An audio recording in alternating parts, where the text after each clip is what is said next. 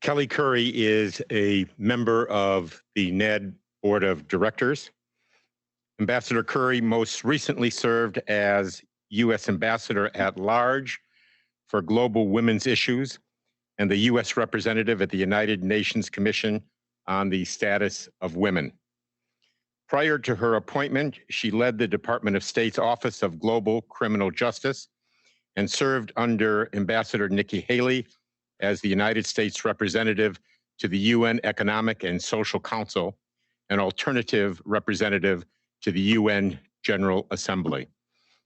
Throughout her career in foreign policy, Ambassador Currie has engaged in human rights, political reform, development, and humanitarian issues. Kelley, thank you for joining us this evening to make the award presentation to Jennifer Avila and Catherine Calderon from the Honduran organization Contracorriente.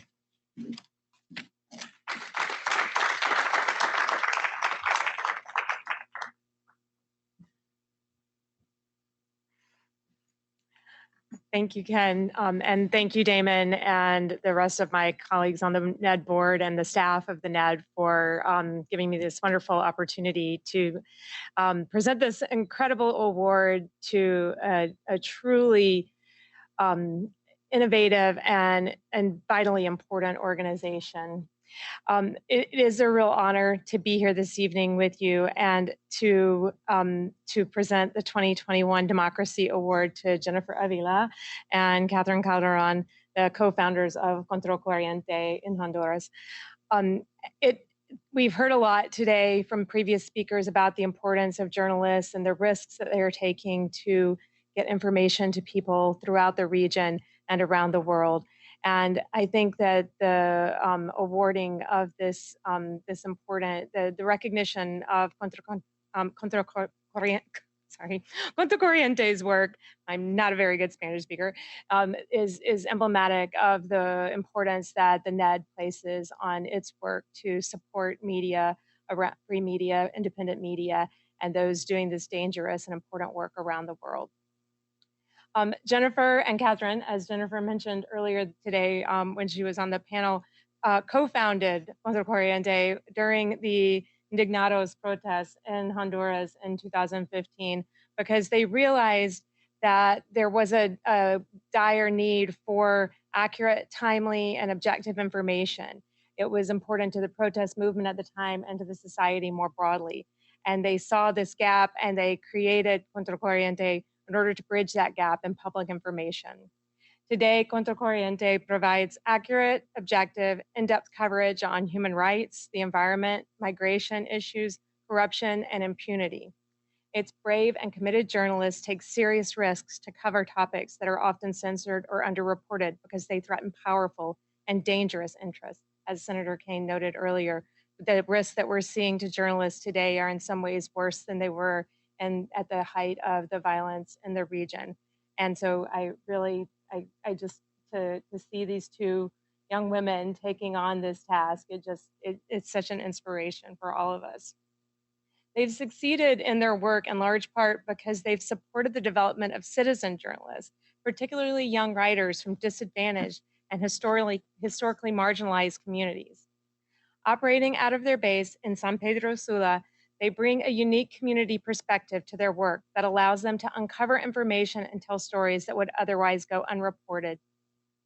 As evidence of the success of their model, over the past few years, Contracorriente, which translates into Against the Current, has seen its audience and impact grow beyond Honduras, attracting regional and international attention and partnerships. Recently, this included their contributions to the massive international Pandora Papers expose, which is using millions of leaked documents dealing with illicit international and offshore financial flows that help facilitate corruption and transnational criminal activity. This important expose is going to rewrite the rules on international financial transactions that are being undertaken that support corruption and misgovernance around the world. And it's very exciting to see Contracorriente participating in that. They've also collaborated with reputable media outlets across Central America to uncover regional corruption networks, foreign intervention, and the wrongdoing of of autocrats in these countries. For their inspiring work to advance independent media and their deep and abiding commitment to transparency, truth, and justice as transformative forces in their region and beyond, it is my pleasure to present Contracorriente today, and Jennifer and Catherine personally with this award.